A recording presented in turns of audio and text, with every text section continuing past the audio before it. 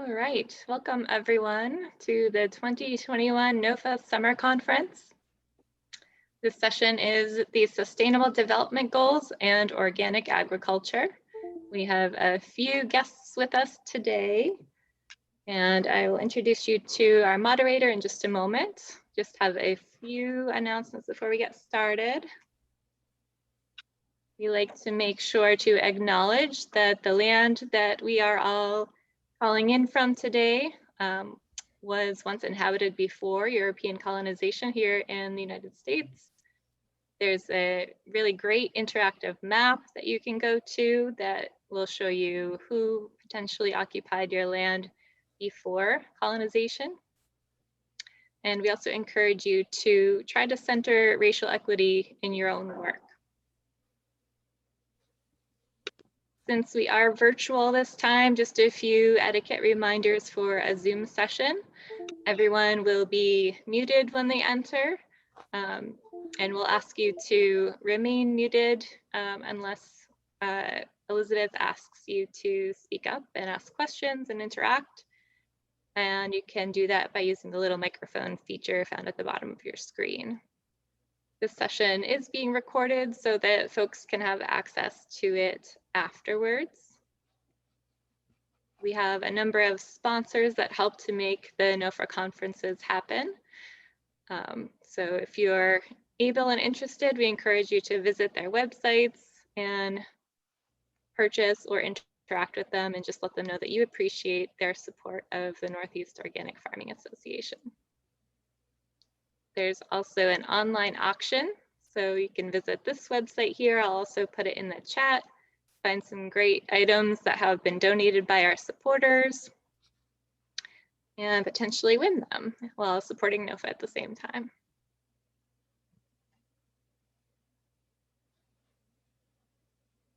And also our virtual vendor marketplace. So typically in an in-person conference, we would have the sidewalks lined with actual vendors.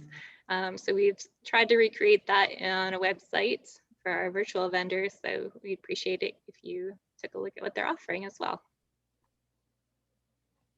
And with that, I'm going to introduce Elizabeth Henderson. Elizabeth farmed at Piecework Farm in Wayne County, New York, producing organically grown vegetables for the fresh market for over 30 years. She served for many years on the board of directors of the Northeast Organic Farming Association of New York. She co-chairs the policy committee and represents the NOFA Interstate Council on the board of the Agricultural Justice Project. So the floor is yours, Elizabeth. Thank you, Christy. And I'm on land unceded Seneca territory here in Rochester, New York. So greetings, everybody. I am so pleased to serve as the moderator for this important workshop on the Sustainable Development Goals and Organic Agriculture. Throughout my almost 40 years as an organic farmer, I've been hearing from Big Ag that we must have industrial scale farming with chemicals and advanced technology, or the world will starve. Without GMOs, we will never end world hunger. I'm really tired of these memes that hide the reality of the terrible costs to humanity and to our planet of treating food and land as commodities. If anything, due to wars, climate change, the pandemic, and the greed that's embodied in corporate capture, hunger and malnutrition have gotten worse in recent years.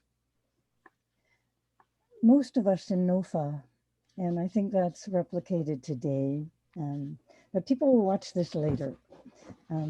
We're so involved with all the amazing details of growing and distributing and preparing food, so we often don't have the time to look beyond the borders of our local community or even our farm. Every now and then, though, it's really useful to look up and find out what people are thinking and doing in the rest of the world. At the level of the United Nations, a long struggle has been going on between groups like NOFA all over the world and the transnational corporations who dominate the global food system and would like to subjugate whatever food production they can make use of by weaving farms into their profit schemes, or if they won't do that, driving them out of business. And then those people can provide cheap labor when they move to the cities. NOFA is connected to some of these organizations who are leading the fight for smallholder farmers. We're a member of the International Federation of Organic Agriculture Movements, Organic International, IFOAM, and also of IFOAM North America. And through our membership in the National Family Farm Coalition, we belong to La Via Campesina. And these organizations represent us at the international level. There's a whole set of acronyms there: IPES, CFS, CSM, FAO. But very few of us in NOFA have taken the time to sort out. So in this workshop, you will learn more about what these acronyms mean and the connections that some of them represent, and some of the things that we can learn for our local efforts to end hunger. So allow me to introduce our two speakers. We're very fortunate to have here today Cristina Grandi and Saulo Araujo. Please write any questions that you may have in the chat, and we'll get to them after the two presentations. Cristina and Saulo will answer them for you. So Saulo, who will speak first, served as the Global Movements Program Director of Why Hunger. He works to advance initiatives of food sovereignty and agroecology by identifying resources and network opportunities that strengthen the work of grassroots organizations and social movements. He manages to be in touch with people who are working all over the world. Originally from Brazil, Saulo brings years of experience working with urban and rural families in the United States and abroad. Cristina Grandi is the Chief Food Security Campaigner for the International Federation of Organic Agriculture Movements, Organic International. She was born in Buenos Aires, Argentina, where she earned a master's degree in agronomy and was engaged in improving the social, economic, and environmental conditions of small farmers and rural workers. Since the 1980s, she has been living in Italy, where she became a leader in the Italian Association for Organic Agriculture. And since 2002, she has been working with IFOAM as part of its global policy team, focusing on advocating at the United Nations for organic agriculture and agroecology in their roles in building food security, biodiversity, climate change mitigation and adaptation, and rural poverty reduction. So, Saulo, you have the floor. Please unmute yourself. Yes, thank you, Elizabeth, for the invitation, and Christy for helping with the technology and organizing. And Christine, I'm so glad to be here and share this space with you. And for those who are joining us today, I hope we can have a dialogue and learn together. So what I want to do today is that one is for us to explain a little bit about the UN system. I think Elizabeth already explained the connection of NOFA, organic farmers, to this global movement called La Via Campesina International. And then we are going to discuss specifically in terms of how the UN system works and what does it mean for us in North America. And then at the end, I would like to say a few words about this new initiative that has been center of a lot of controversy, which is the UN Food System Summit. So the UN system, the way it works, and around, especially around food, people like Cristina and many others have contributed greatly to create a more democratic processes inside of the UN. And that started a long time ago, some 1996, and also in a Wood Food Summit, where the global social movements such as La Via Campesina help to establish a process that would be allow the participation of different sectors, including the private sector of the UN. So the Committee on Food Security at the UN is a space where people discuss policies and guidelines for nation states around food, around everything related to food and agriculture. So, such as the voluntary guidelines on the right to food was discussed and established through a process inside of the CFS, the Committee on Food Security. Inside of the CFS, we have the different sectors. We have one for the civil society and indigenous people, which is the one that we participate, that we, the nonprofits, farmers, social movements, contribute, coordinate from the different regions, Africa, North America, Latin America, Asia, and Europe. Also, we have the private sector mechanism too, in which the corporations are represented. And along with the national states, all the different countries who are signatory to the UN system participate and have a voice. So in that, this space is very, very important for all of us, for us to make sure that we have this dialogue, we have and develop policies that will benefit everyone. So how that impacts our life inside of the North America?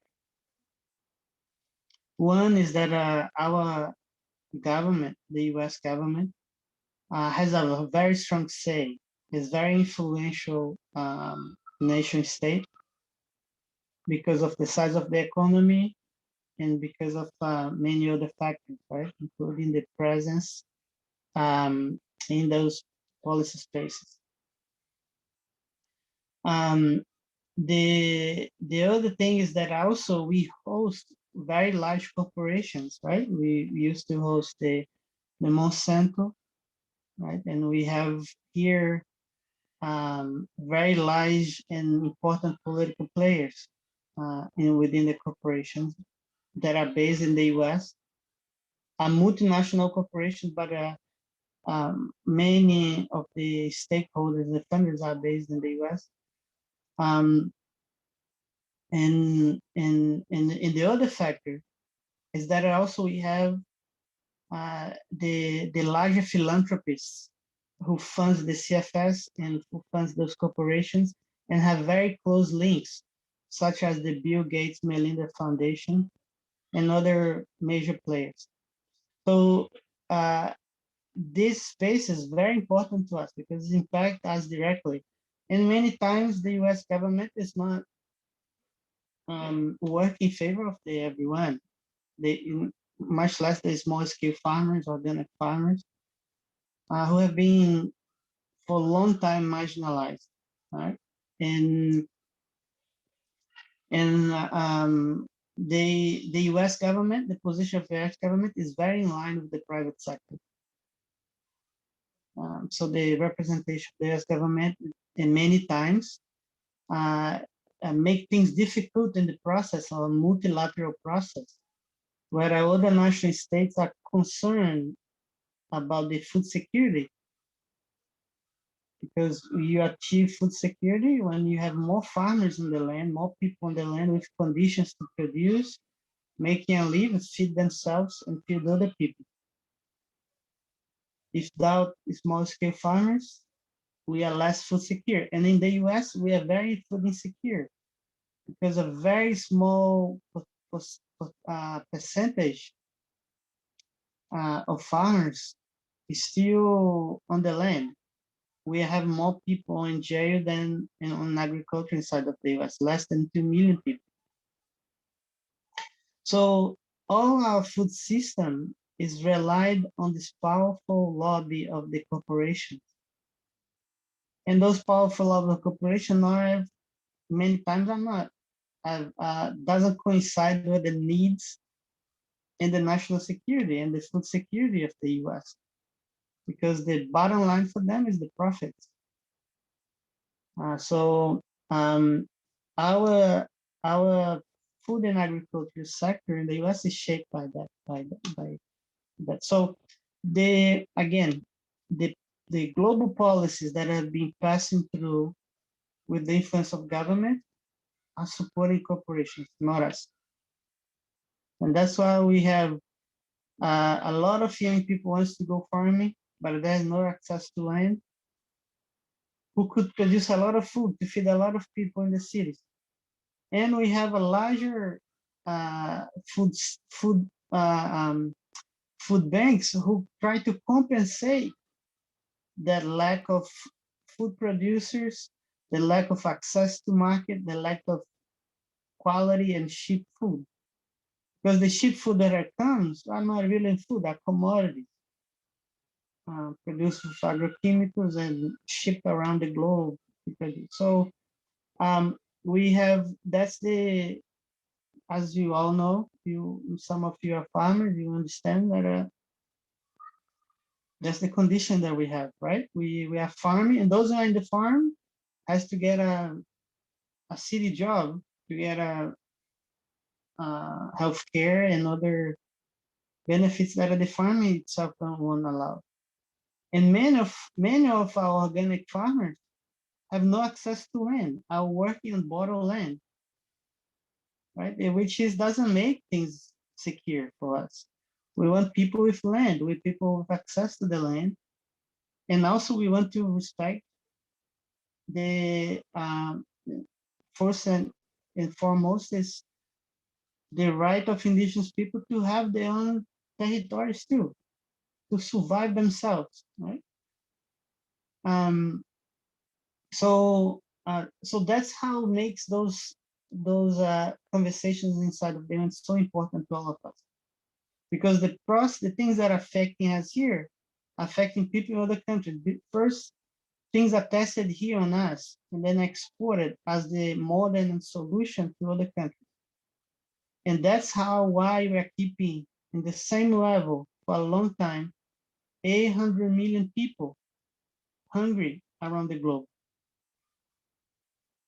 And 70% of these 800 and plus people used to be food producers. Look at the contradiction. People who are supposed to produce food for themselves and for other people are now hungry. So that's the scenario that we have in terms of the global level.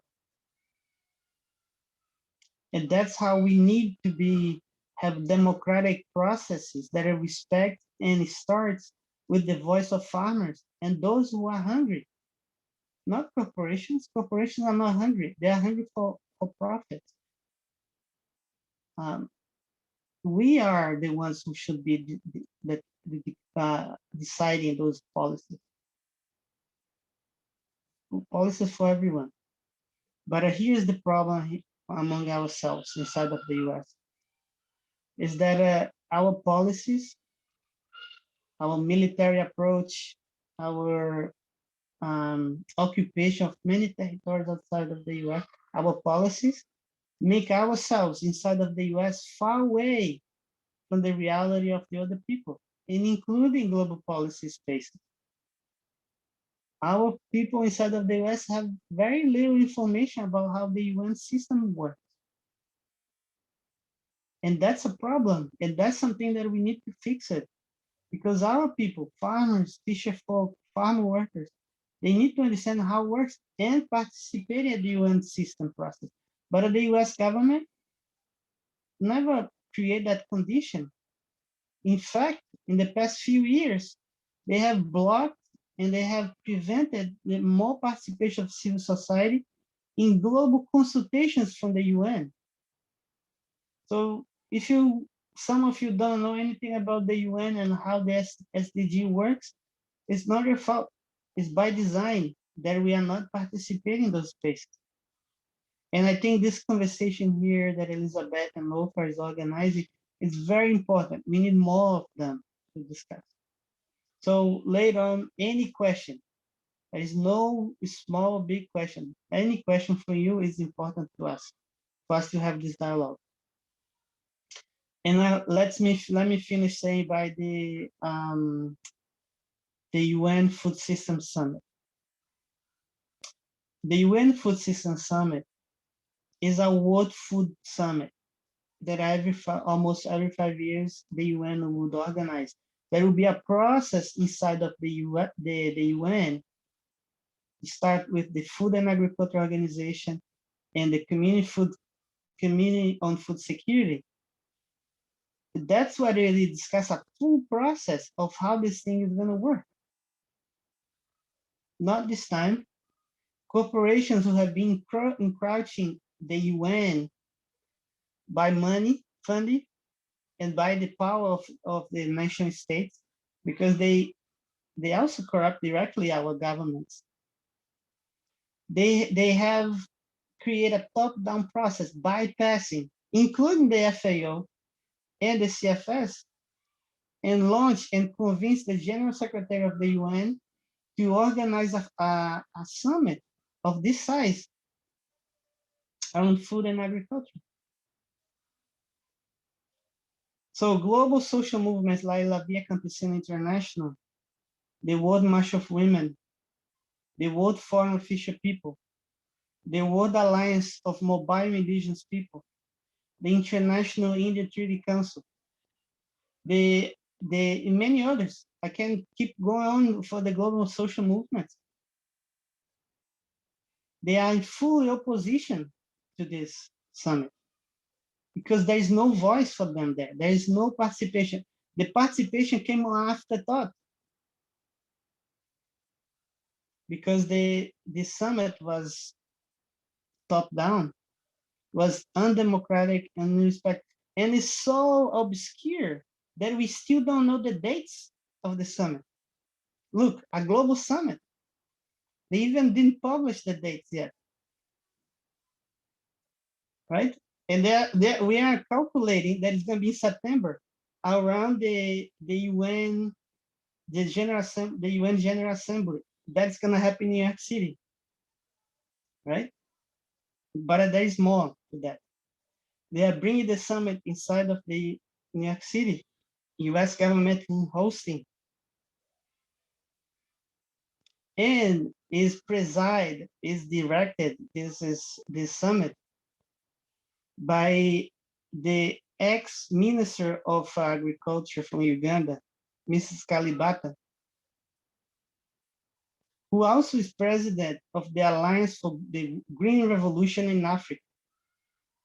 Yes, they still are trying to force and feed and push our folks in Africa to test the Green Revolution that we know for our own place doesn't work, create more hunger. So with the funding of the Bill and Melinda Gates Foundation and other philanthropists, they are pulling the summit and bring all the corporations and the big NGOs and also co-opting part of the civil society to participating in that summit. Some people believe that they can even change that summit, and we respect that. But that's not a space that it can be changed. And look, any World Food Summit, the policies has a rippling effect.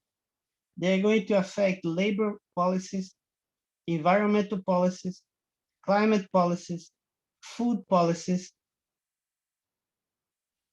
you name it, energy policies. and they are calling for a radical transformation of the food system. How you transform the food system without the voice of the farmers? You can't.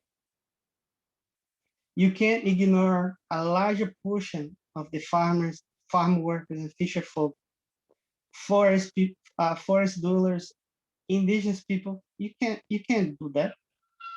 So that's the scenario that we have.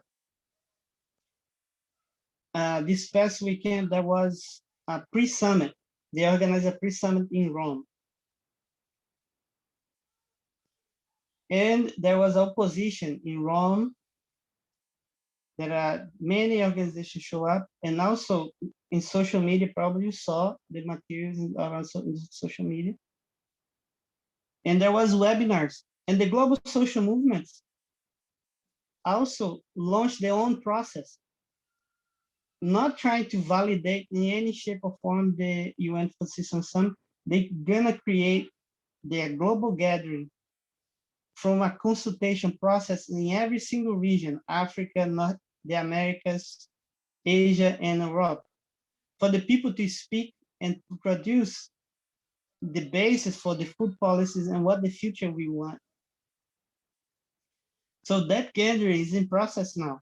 It was launched on Wednesday, this Wednesday, past Wednesday, and it's going to bring every single people. There's going to be a massive process, and I hope that a NOFA participating on that through NFFC and La Via Campesina.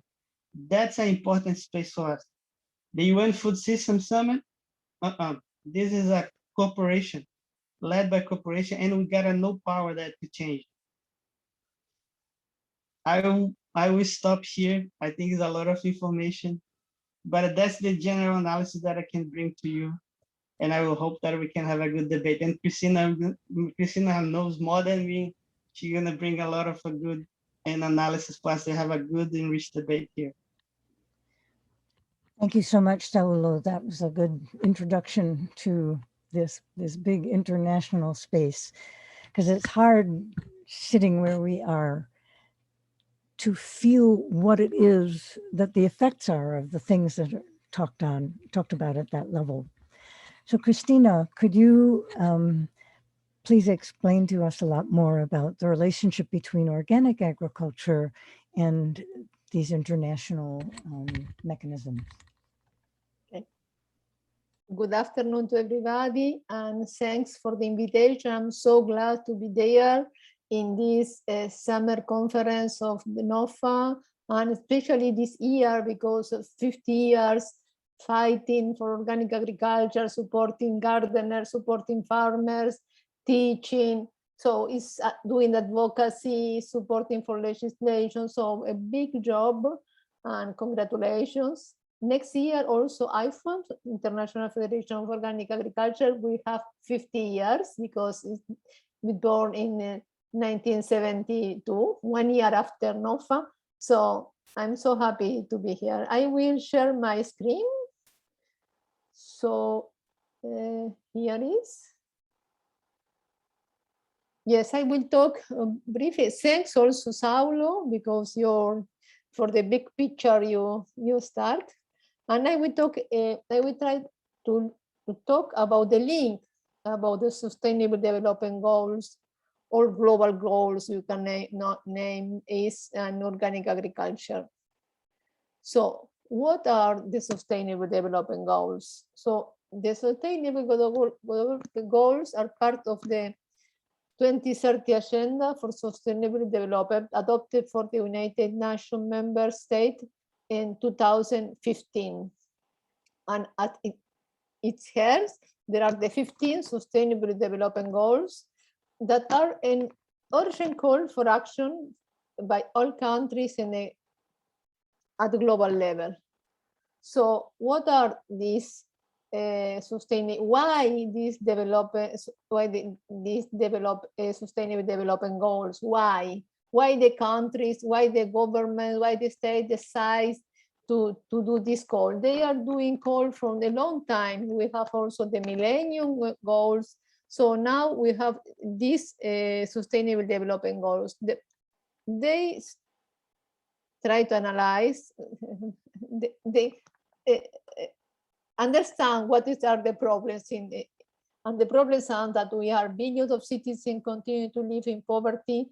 So as Elizabeth talked about, hunger and malnutrition, rising inequalities within and among countries, all problems that increased during the pandemic, increased a lot for COVID-19. Enormous disparity of opportunity, wealth and power, gender inequality, employment, particularly youth employment, global health threats, natural resource depletions, and adverse impacts of environmental degradation, in particular desertification, drought, land degradation, freshwater scarcity, and loss of biodiversity, and then finally also climate change. This is the real situation of the world, what is happening in the world. The state said, yes, these are the problems, and we decide to do something, to do a call to everybody for these sustainable development goals. So I have to move this, it's not. So the 15 are clear, are no poverty, no hunger, good health, quality education, gender equality, clean water and sanitation, renewable energy, good jobs and economic growth, innovation and infrastructure, reduction inequalities, sustainable cities and communities, responsibility, consumption and production, climate action, life below water, life on land, peace and justice, partnership for the goal, partnership between countries. So ambitious is what we need to do. If you want to have a future as planet, as nature and humans, so this is what we need to do. So this is, but as Saulo talks, it is what a goal from the country, but a lot of countries are doing exactly the opposite to achieve this goal. So I would like to put any case now to talk about this and organic agriculture, but in particular organic sustainability, because from 50 years, okay, what is happening here? Yes, from 50 years NOFA and more or less 50 years IFOAM, we are fighting, we have a big awareness about what is happening in the world, and we also are trying to do a lot or something or small what you can do to change the world, in particular agriculture and to take care of the environment, of the future of the planet, in particular food and agriculture. So what organic agriculture, what is the definition? Organic agriculture is the production system that sustains the health of soil, ecosystem, and people. It relies on ecological process, biodiversity, and cycles adapted to local conditions, rather than use the inputs and adverse effects. And organic agriculture combines tradition, innovation, and science to benefit the shared environment and to promote fair relationship and a good quality of life for all involved.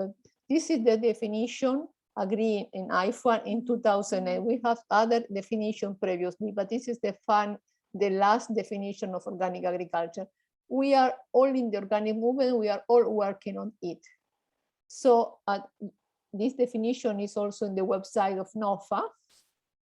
And we have 4 principles. We have principles of health, principles of ecology, principles of fairness, the principle of care. So we are principle and definition that are so links to the sustainable development goals, probably in all, not all the areas, but most of the area, because we talk about how to enhance the health of soil, plants, animals, humans, and the planet, when the principles of health. In the principle of ecology, we have that organic agriculture is based on living ecological systems and cycles, work with them and emulate them and help sustain them. We have also the principle of fairness, and that to be relationship that ensure fairness with regard to the common environment and life opportunities. And so we have the principle of care, that we have the idea that we have this planet and we will have the future for the planet and the future for the humanity, for the nature. So this is in particular, the future generation has the planet. So these principles are all bases in sustainability. How organic agriculture was working in these years? We have at the beginning, and we have these visionaries, the founders of organic agriculture that started in the 30s, in the 40s. And then we have the people as NOFA, as IFOAM, that started in the 70s and develop also a market, because when you start doing agriculture, organic agriculture, we need somebody, the consumer, who has the people or co-producer, the people that buy the product that can help the farmer to continue to do agriculture. So we developed the market. At the beginning was a niche market. We have developed a standard and also talked with the government with public regulation, and start with an advocacy work to have a global recognition. And so this is our work till now. And now some years ago, we start a third phase, because in the future, we start in 1970, we need to understand we are only a little piece of the agriculture in the world, but we need to through sustainability in the whole agriculture and the food system. So we understand that we need to improve all the agriculture. So for us, agroecology now, also organic agriculture is based in agroecology approach, but agroecology, the global movement in agroecology is a big opportunity for the organic movement to go to put the practices or the experience of the organic movement in this big movement. So also at the United Nations, especially in FAO, the Food and Agriculture Organization for Food and Agriculture, they talk about adopt agroecology, and are supporting some countries, for example, Mexico, Senegal, in agroecology program. This is a big opportunity to improve sustainability. So this is from the past to the future, how to increase sustainability and how is working organic agriculture, and in particular the International Federation and all their members. So this is an example. If this is the global agriculture, this is how much sustainably is the global agriculture. But you talk about organic is more sustainable, but only a little piece of the whole agriculture, smaller than what is in the picture. And so our idea of organic movement is to go to increase organic agriculture in the world, improve also sustainability in organic agriculture, but at the same time to influence globally the agriculture. So for this reason, we are working with the UN agencies and FAO to that the agroecology approach, organic practices are put in the whole agriculture, so we can improve the global agriculture. This is the idea that we are working. So this you can compare what is happening in the conventional agriculture and the organic, analyzing the sustainability, the comparison. You can see that is probably with yield or nutrition quality, you are the same. But for example, in soil quality, organic is much better, but also minimizing energy use, and also in biodiversity. And also we can have ecosystem services. Organic agriculture is doing a lot of ecosystem services because it's not using pesticides and herbicides and so on. And also in the reduced worker exposure to pesticides, because the workers, you don't use pesticides.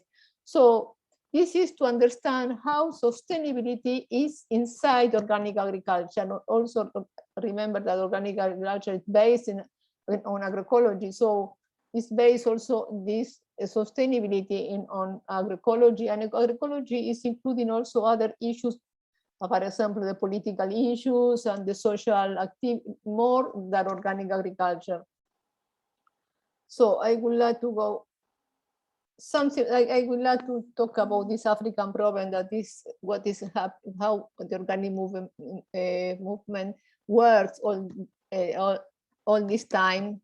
Was if many little people in many little places are doing many little things, they will change the face of the world.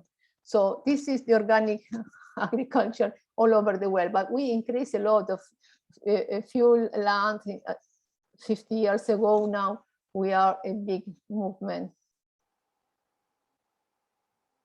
So how organic is concretely with this sustainable development goals? One is zero hunger. Zero hunger, I would like to put this is, okay, here, the goal 2 is end hunger, achieve food security, and improve nutrition and promote sustainable agriculture.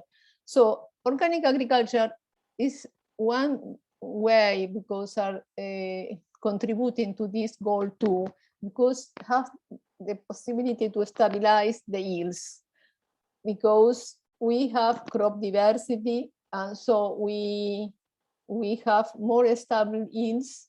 And for example, in some region in Africa, you can have increased yield with low input region. You have this possibility to improve a lot the yield in these regions. You have also higher yield in extreme conditions, for example, droughts and floods. And also, if you consider the whole farm, you have a big yield, considering all the products you can produce in a farm. So yes, one is important with crop diversity, you have a better nutrition diversity and a better nutrition in general. So by training farming in low-cost agroecology farming methods, you can, and also in building on local management skill and resources, you can enable farmers to grow healthy and nutritious foods and combat hunger in their community. So this is why we see that the organic is contributing to the goal 2. But you talk about the goal 3. I will not talk about all the goals, because I will talk about the goals where organic can contribute concretely. So for example, this goal 3 is good health and well-being. So ensure healthy lives and promote well-being for all at all age. One aspect important is the reduction of chemical use. So in the world, you have 3 million cases of pesticide poisoning each year, with about more than 200,000 deaths for the year. It is too much. And also the pesticides used is linked to cancer, to reproductive harms, diabetes, and endocrine disruptions. Yes, if you eliminate the use of chemical in growing food, you can make a significant contribution to reduce the harmful effects on people and the planet. And also another point important, because it's nutrition diversity and an improved diet. So this is a big contribution to the goal 3. We have also contributed to goal 6, the clean water and sanitation, ensure availability and sustainable management of water and sanitation for all. You know that the ocean dead zones are increased a lot from 1950. And you have 3 billion people that receive 20% of the animal proteins from the oceans. So the reduction of pesticides, of fertilizer runoff is very important. So because you can improve the life in the oceans and also in the rivers. So there is also a reduction of soil particles in water, because you have less erosion in organic agriculture. You have also reduction of water use because you use less water in organic agriculture. So, and also this is very important, the contribution of organic agriculture to clean water and sanitation, goal 6. We have also the goal 13, climate action. This is clear that when they talk about take urgent action to combat climate change and its impacts. So organic agriculture from the beginning is doing a lot because soil management is key in organic agriculture, and soil management is key to combat climate change because carbon sequestration in the soil can reverse the trend of climate change. So why returning crop residues to the soil, use of carbon, the cover crops, integration of nitrogen, fixing legumes, and you need less water and energy, and you don't reduce totally the dependence on fossil fuel fertilizer. So in this case, in this global goal 13, there is a strong contribution of organic agriculture. So life is the goal 15, and this is clear because life on land, protect, restore, and promote sustainable use of terrestrial ecosystems, sustainable manage forests, combat desertification and halt and reverse land degradation and halt biodiversity loss. This is what concretely organic is doing always, because organically managed land has the 40 to 70% more semi-natural habits and hosts 30% more species and 50% more individuals than non-organic farms. So this is a big contribution that organic is doing to this goal 15. So this is the core of the system approach, why the organic food systems.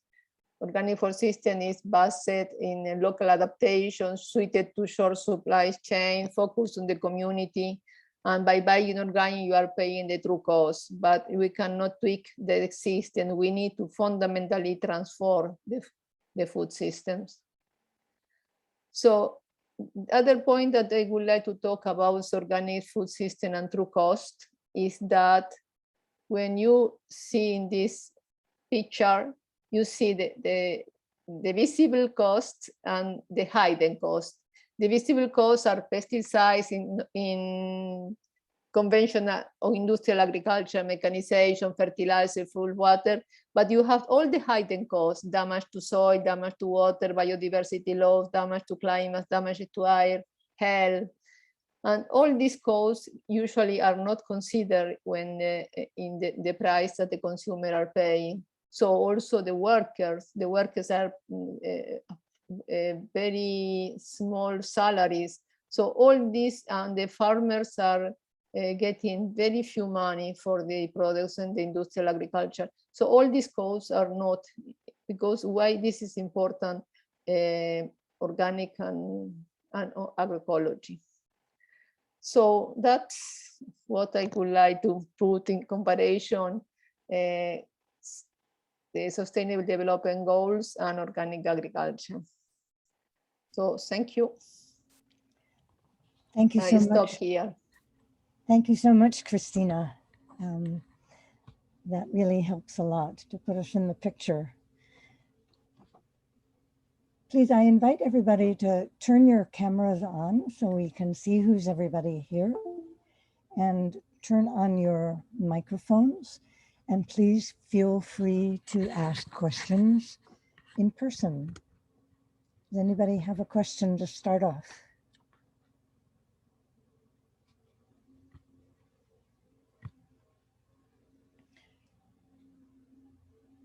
Don't be shy. I have a question about the many people who are displaced internationally right now, millions of people who are in refugee camps, and every picture I see of them is of this barren ground, usually very inhospitable places. And then of course the United Nations food is coming in big bags, you know, sorghum, rice, things like that. It's a huge disconnect with living in a healthy way, in, you know, every possible way. But how is that being addressed in the process of this discussion, or is this just a separate issue that needs to be looked at in some other way? Saulo or Cristina, would you like to comment on that?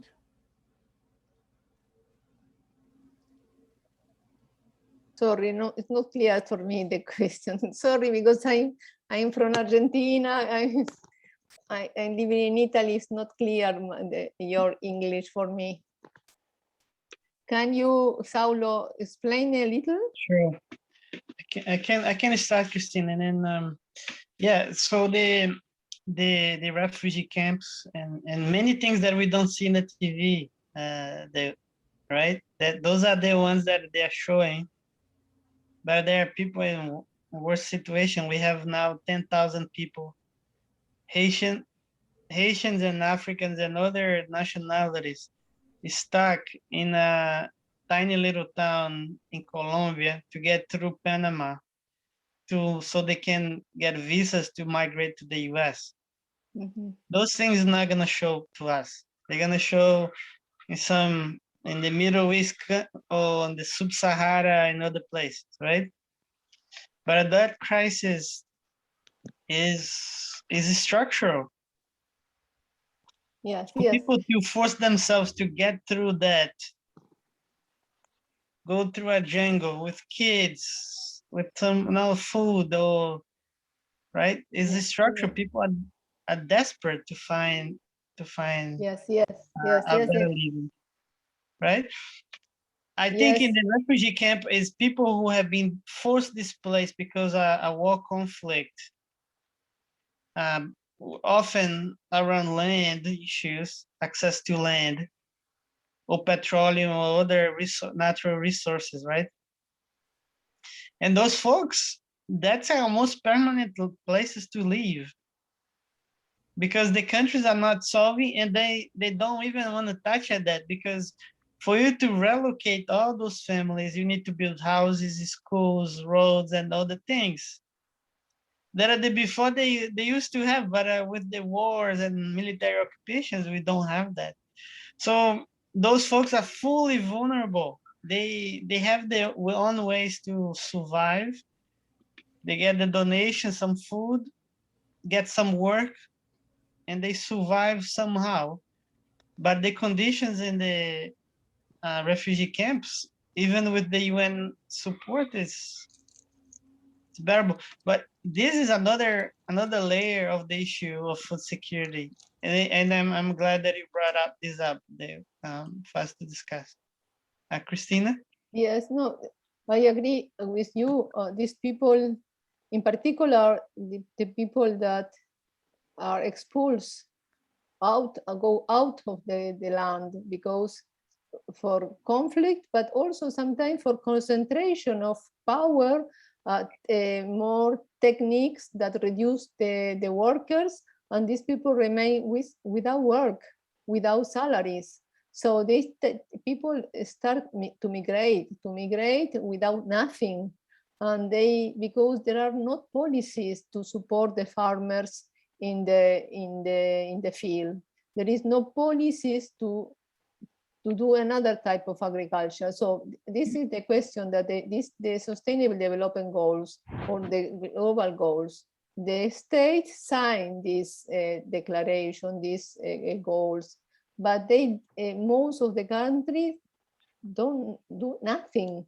So are the big companies deciding all the agriculture policy in this country? Are the big company deciding to concentrate the land, to concentrate all the power, to concentrate seeds, to concentrate all the power, and so the people have nothing and have them to migrate, to go, they are desperate. So especially in these countries, yes, I remember perfectly all the people coming to United States trying to going for a better life. Here in Italy, we have the people from Africa coming. It's a lot of people looking for a better life, because the people have to migrate because there are terrible poor. They have not opportunity in their country. So this is the problem. The United Nations, they put all together, the government decide also some good things as these sustainable development goals, but when also the government that would like to do something, the power of this big company so big that they can do only little in their own country. But others, no, others are interested to support the big companies and to support the industrial agriculture, because in this case, agriculture is a place where a lot of people can work. So in the case that you eliminate, or say, concentrate the land, concentrate all the water, concentrate all the power in agriculture, so there is not space for the people. So you can see in Latin America, practically there is a desertification in the countries, in not only the desertification of the land, the desertification of people, because the people are living in the countryside, are going to the slum, to the big cities to live, and only few, for example, in Argentina, in my country, with the soya bean, they are doing with the plane most of the activities. They don't need people in the countryside, so the people go to the cities to live. So it's a big problem because the people are in terrible condition living in the cities. So this is the reason that also you said, Saulo, about what is the Food System Summit. Also the Food System Summit, they are saying good thing in some cases, because also in the Food System Summit, they are talking about agroecology, but we are sure that they are not doing nothing. It's not the interest to do nothing in this moment. So it is complicated. There are some countries that want to do, but it's not easy also for them to do something. Just to connect this to the sustainable development goals, there is a goal about peace. We're determined to foster peaceful, just, and inclusive societies which are free from fear and violence. There can be no sustainable development without peace, and no peace without sustainable development. So how are we going to get to that by 2030? That's the goal. Yeah, this is a goal, but the peace is not in the, we have wars, terribles, and the people is, so we are conflicts concretely. But I think you're really right, Cristina, that all of these things are interconnected. Yes, the climate crisis and the war over resources and corporate capture to dominate as much as they can. These things are all interrelated, and it's one of the reasons why there are so many refugees. Yes. Which is, horrible if you really think about it. I'm sorry. Go ahead, please. Now, I'm the opinion that this SDGs has been set up for a long time too. We are 2/3 that I believe was set. They were set in before 2000s, right? No, 2015. 2015. So there was they tried to show that there was some progress in terms of that. But the full picture then has not changed. I'm the opinion that if it's to change, we need to have a stronger social movements. Only the people can change things. I don't, if the governments and the corporation, they are not interested, because those, to achieve peace and all of those things, they have to reduce a little bit of the profits. And this is that's not even close to what they want to, because that's the way they exist, is to continue make a lot of money and always more money. So I think only through popular democracy, stronger social movements, we're gonna be able to change, and to at least move them to pay attention to things, because they can create these nice conferences, but things are not changing on the ground for many people. So how do we do that, Saulo? We already have NOFA. We need to strengthen NOFA, make sure that we have a larger NOFA, more farmers participating, organize ourselves in many other spaces, in place of faith, in place of entertainment, sports, all kinds of organizations. From the grassroots, we're going to create larger movements. But it is important. I think NOFA has taken a very important step. It's not ours to organize only in our places. We always have to be also connected with the other people. So we need to have a very direct view of being an internationalist, to connect with other farmers outside of the US. So as many people are not only organized their own backyard, but organizing and be part of a global social movement. I think that's how we are going to create. It's going to take time and energy, but that's not that is, I don't see a very easy solution here. I think we have to do the work. Thank you. Are there other questions? Michael Armstrong, you seem to know a lot about the SDGs. Do you have a question for our speakers?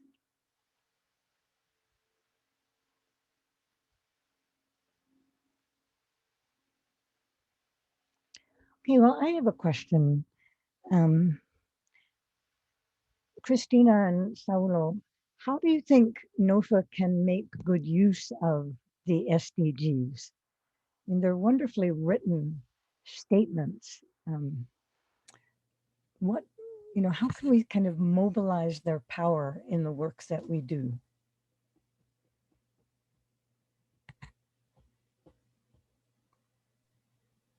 Very good. I will go back to first to learn more about the SDGs, about what it's got, because that's we could use as a tool to push the US government to do that,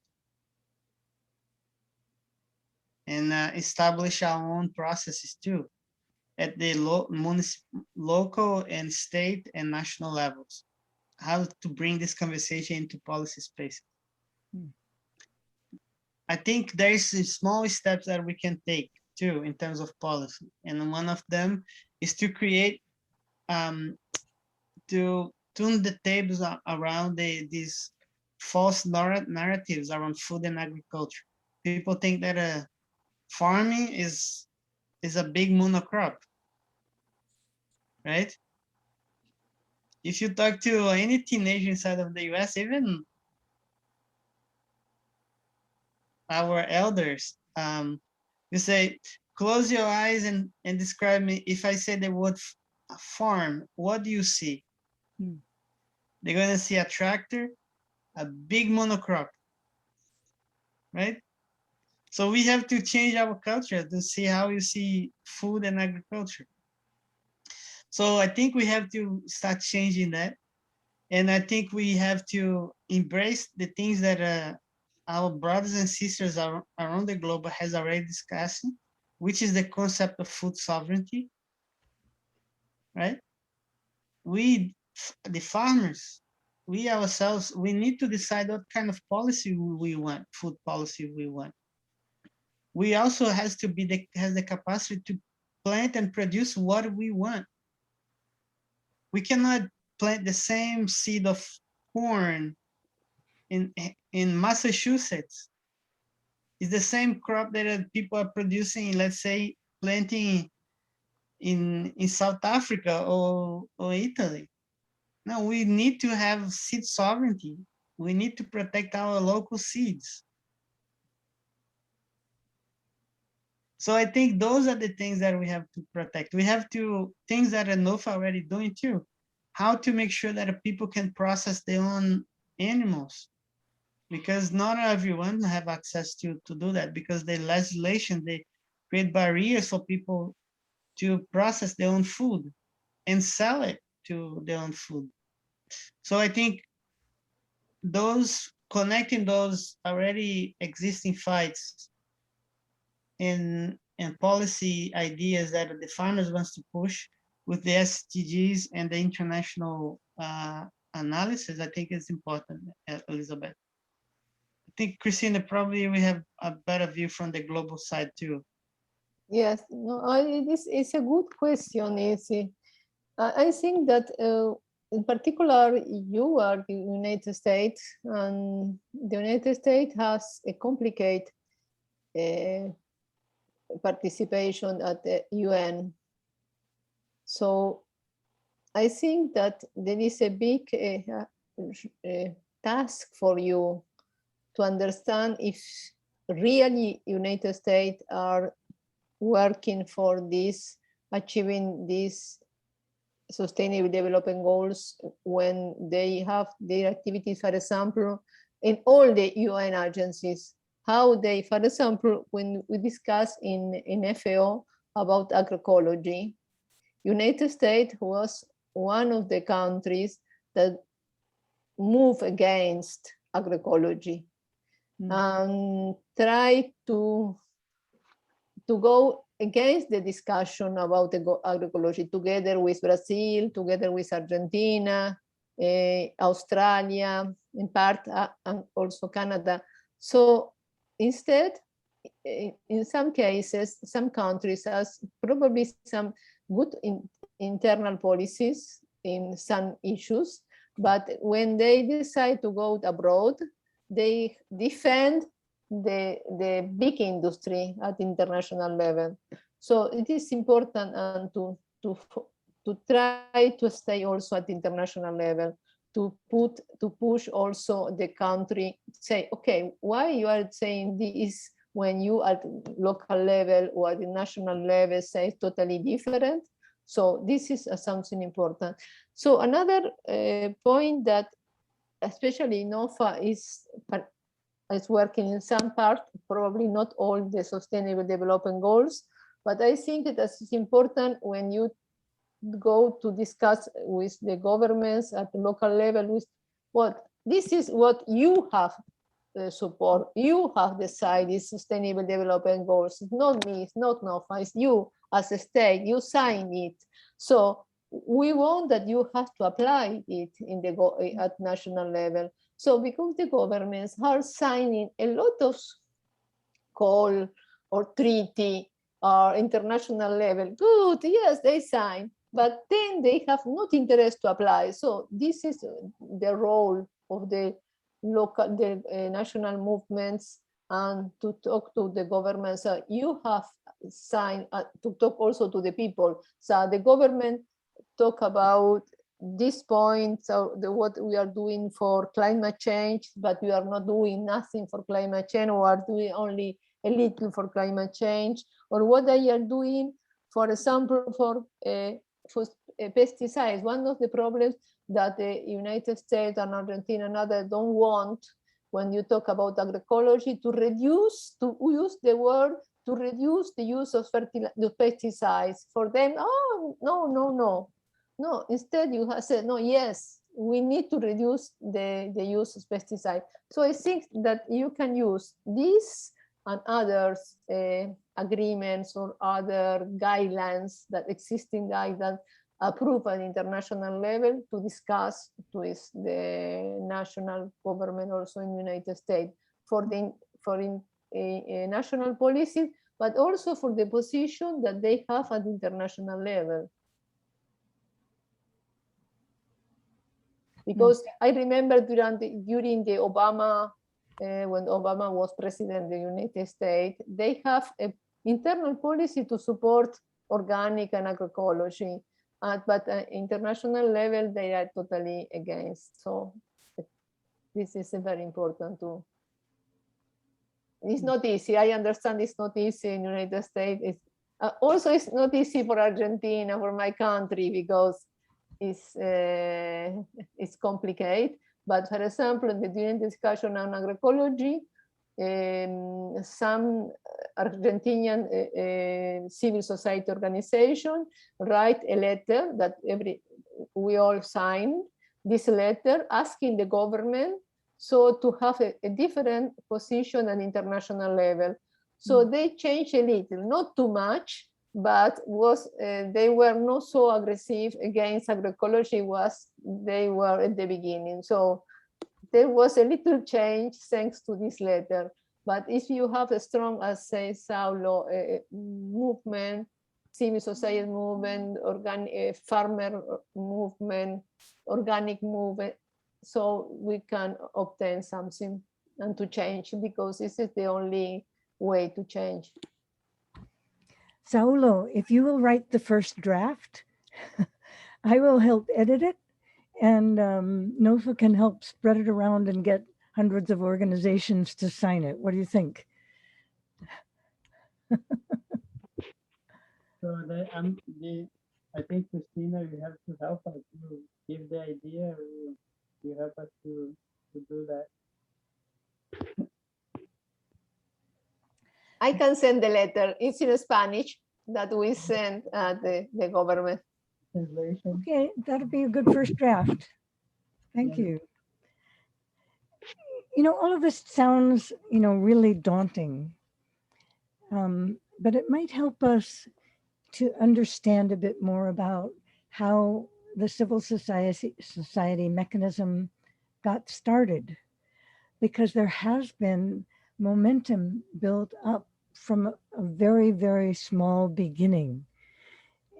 And, in the history that was put together for the video yesterday that Al Johnson put together on the 50 years of NOFA history, we started from a really, really little beginning, and we have developed some momentum. So perhaps if you could explain about how this got started on the international level, that might also give us some ideas and some encouragement.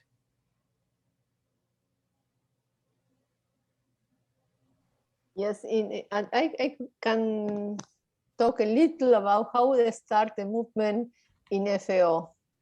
In 2006, that we have a big conference in FAO about food security. So it was a moment also the civil society start to go to all the UN relevant meetings. You have CITES, we have G20 in Genoa in Italy. We have this movement of the civil society moving to this. In the case of the FAO and the Committee on Food Security, it was interesting because this, as this movement that start different organizations that put together, it start to organize better this. And I suppose an important role was played for the farmer organization, the regional farmer organization, the international farmer organization that decide to go together. We have crisis in the middle because different types of crisis. And then the last year, there was a big role of the La Via Campesina. But it was interesting that it remained organized, because another institution that also the civil society start to mobilize and to be present in some meetings, the civil society gave a structure. In this case, it was possible to build a structure and to get funds, because some countries are funding this structure. This structure has a secretariat, have staff people, and especially Switzerland is supporting a lot, but also the European Union and other countries are supporting in the case of the civil society mechanism to the Committee on Food Security. So to build a structure and to get some funds to this structure can run. Not always is it possible, not always, but in the case it runs. Other interesting structure is the farmers, the IFAD farmer forums. The IFAD farmer forum is they are not they meet each 2 years, but it's so interesting because also in this case you have the possibility to share and to work together all the farmer organizations. In this case, all together, but it's a very interesting process. So I suppose that we have different models that are so interesting that you have to get a structure to maintain the mobilization during the years, because it's not once and finish, and you need to maintain a structure to do advocacy for a long time and to try to influence this structure, this UN agency. In the case in Rome is FAO, and those are the Food and Agriculture Organization, and IFAD, that is the bank, the fund in the International Fund for Agriculture Development. That is very important because they are supporting all the countries to get but also they are supporting the farmer organizations. So interesting process. Yeah, thank you very much. An issue that is very hot for us in the United States is the whole question of white supremacy and that racism is so deeply embedded in the whole structure of the food system. And organic farmers, most of them are white, most of the farmers altogether are white, most of the land is held by white people. But I think it would be interesting to look at the whole world. If you could tell us about, in terms of organic internationally, is it true that it's mainly white people, white farmers? No, I suppose the major countries with organic farmers are India, I suppose, as number of farmers, Uganda, also Mexico, as numbers, not as land. It's different. We have a lot of farmers with little land in India, in Uganda, in Mexico, and probably with land, probably yes, because you have the big land in organic agriculture. You have Australia, you have a big land, but you have Europe that you have big land. But you have in other countries that it's increasing a lot in organic agriculture, for example, in Asia. Asia also the IFOAM members. IFOAM members, the most members are in Europe, but now we have practically the same in Asia. In Asia, we have a lot of small farmer organizations. For example, in India, you have FOFI, the organic farmers from India. Asia is very important in organic and also in agroecology, because you have in India, we have one place organic agriculture, we have also agroecology. We have zero natural farming, that is practically agroecology in Andhra Pradesh. In India, you have Sikkim in organic agriculture. We have other states that want to go to organic agriculture. We have Bhutan that want to go to organic agriculture. So India is particularly because you have one part of agroecology or natural farming, another part in organic, and also you have Vietnam organization, Philippines. So yeah, it's Asia. So perhaps what we need to do is to invite farmer leaders from all those countries to speak at our conferences. Yes, you have to invite Shamika Mone. Is the president from India, a young lady. She is the president of the International Network of Organic Farmers Organization. And you have also from the ladies, we have also Masipat from Philippines. They have a lot of smallholders working in participatory guarantee systems. You have very nice young people, women, so engaged. So Yeah, Elizabeth and Christina, I think Katie here, I don't know, Katie, you had a question too. I think you want to say something. I'm not sure if you. Sure, thank you. Thank you both so much for being here and talking to us. Really appreciate it. I just joined NOFA as a policy coordinator in the New York chapter. So I'm learning a lot about policy at the state and federal level. And so it's really great to hear an international perspective too.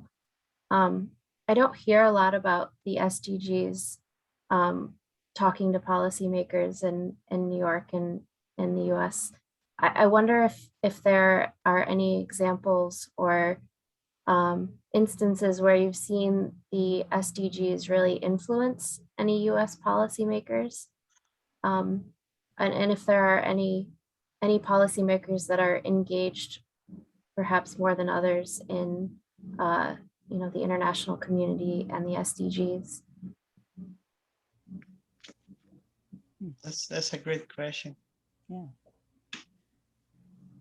I personally have not seen, and I think the point, Kate, that it's not so common to for people to use even as a reference, is because of we are so disconnected from those processes at the global level. Even our policymakers inside of the US, probably very few would have a very good grasp or the processes. Mm. So I think that's a structural problem that we have to address, and I think is a very good exercise for us to remind folks how that is connected, how that proposal that comes from NOFA is connected to the SDGs. I think that's something that we have to continue doing and continue pushing inside of the US. Thank you. But one thing about your question, Elizabeth, if you allow me, that you raised about the issue about white supremacy and many other dimensions that you care and then it relate to organic farming. It seems the organic as it's in other places are not seen only as a set of practices that don't use pesticide, right? It's also a way of living too, which is if the organic, because I think from my understanding of the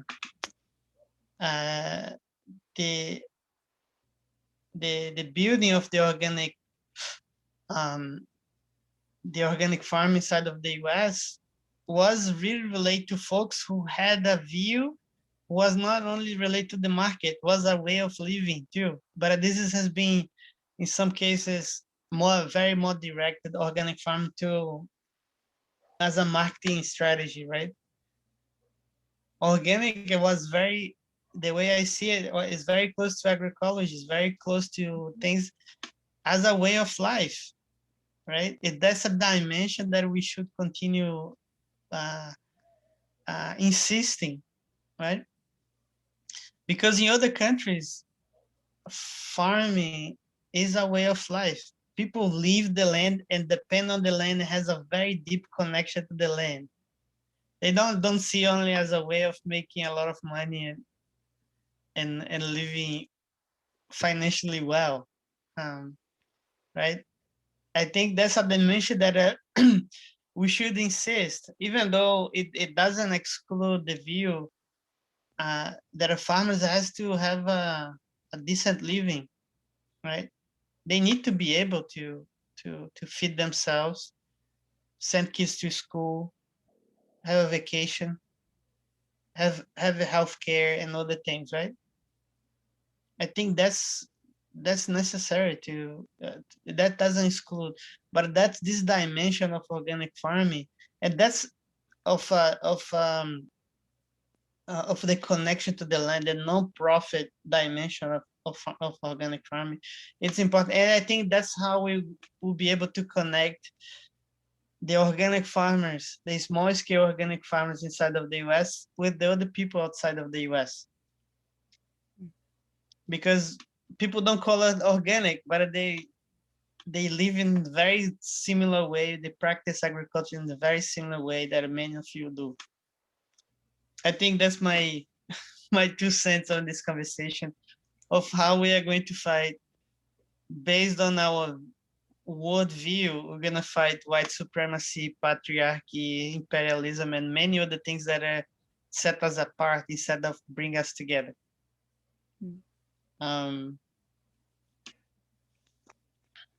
Yeah, I like that, Saulo. Thank you.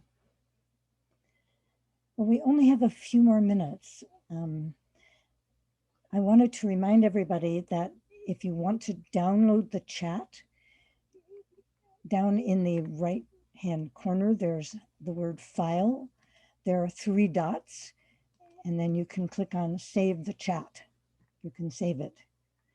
And you can do the same thing with the live transcript. You can save it. You can view the whole thing and save it. So you can keep the whole conversation that we've had here. And in the folder for this conference, Cristina graciously posted her slideshow, so those slides are available. And I also posted a number of documents that relate to the SDGs and agroecology in relation to world agriculture. So please help yourself to those things. And Christy, you wanted to say a few things to wind this up. So thank you so much, Saulo and Cristina, for sharing your experience and wisdom and enlightening us and hopefully encouraging us to do more for the future. Christy, over to you. Thank you. Yeah, that was an inspiring conversation. Thank you, Elizabeth, for leading it, and for Cristina and Saulo for contributing, and the attendees as well. Just as a reminder, there are a few links in the chat from the introduction that I promised. The native land map, if you're interested in looking at that. Also a land acknowledgement statement from the Indigenous Peoples Network that we like to share. The vendor marketplace link, our auction link, and also an evaluation link if you'd like to submit some thoughts on this session that could help us improve, or share any feedback that you have about the conference in general there. We'll also send one at the end of the conference. And lastly, the link to the presenter folder that includes the slides and a few handouts as well. I'll make sure that that's, oh, it's actually under the auction link, but it's a separate link if you need that one. So that's all from me. Hopefully you'll join us tonight at 7 for the next anniversary session, and also tomorrow and the rest of the week for the rest of the conference. Yeah, it's Tales of Yesteryear that we're going to hear this evening. Thrilling tales. Thrilling tales. Right. So that should be fun. Well, thank you, everybody. Thanks for the invitation. Thank you. Thank you. Bye. Thank you. Bye-bye. Bye.